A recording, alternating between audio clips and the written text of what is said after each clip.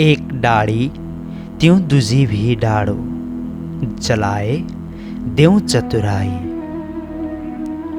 तुमने माया के बंधन एक को तो तोड़ा, लेकिन दूसरे को पकड़ लिया। वैराग्य कई तरह से होते हैं। भेष का वैराग्य अलग है, ज्ञान का वैराग्य अलग है, और प्रेम का वैराग्य अलग है।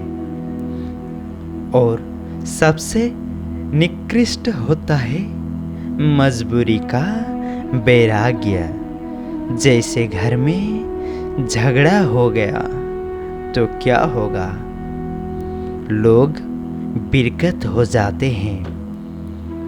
कहीं कहीं होते हैं जो ज्ञान का प्रकाश लेकर बिरकत होते हैं।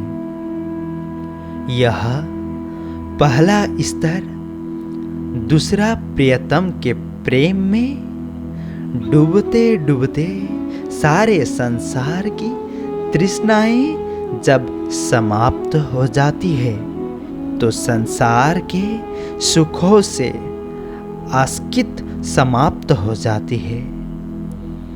इसको कहते हैं वास्तविक वैराग्य।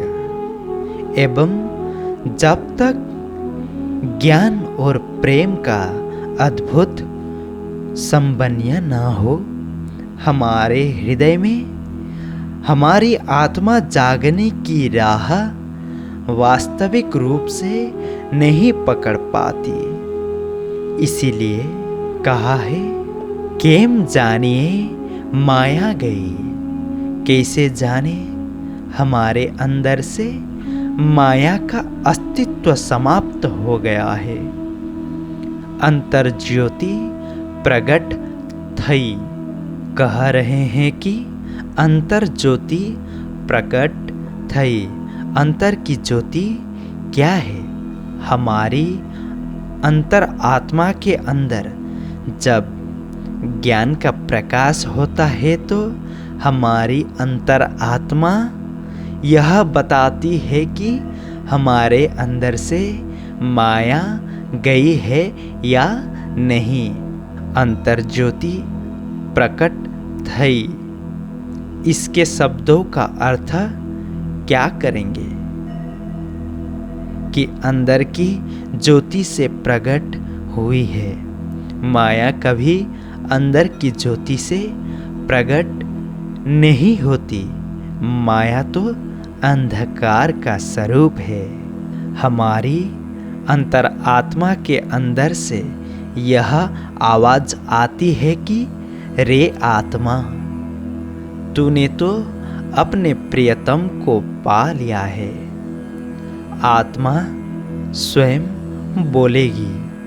कोई व्यक्ति यदि अपराध करता है तो समाज के सामने यह स्वीकारे या ना स्वीकारे, उसकी आत्मा अंदर से यह कहती है कि तूने गुनाह किया है। जैसे कोई व्यक्ति यदि कत्ल कर दे तो कोर्ट में झूठ बोलेगा, हर जगह झूठ बोलेगा कि मैंने नहीं किया है। लेकिन जब अकेले रहेगा तो बड़बड़ा ही देगा कि मैंने इतने कत्ल किए हैं, क्योंकि अंदर बैठी हुई चेतना सब कुछ देख रही होती है कि ये मन चित्त बुद्धि अहंकार के बंधन में बांधा हुआ जीव कैसे कैसे गुनाह कर रहा है। महामती जी की आत्मा उस तथ्य को दर्शा रही है कि यदि हमारे हृदय में अंतर आत्मा में ज्योति प्रकट हो जाए ज्ञान की, प्रेम की, तो यह बात प्रकट हो जाती है कि माया का हमारे अंदर से विनाश हो गया। औरंगजेब की भी वही आत्मा है, परमधाम की शाकुंतल की भी वही आत्मा है। बिहारी जी के अंदर रतनबाई की वही आत्मा है, इंद्रावती की वही आत्मा है, लालदास जी की भी वही आत्मा है, परमधाम की सबकी आत्मा तो एक जैसी है। वहदत के अंग रूप सभी आत्माओं में किसी तरह का भेदभाव नहीं है। प्रणाम जी। अगला भाग हम अगले एपिसोड में सुनेंगे।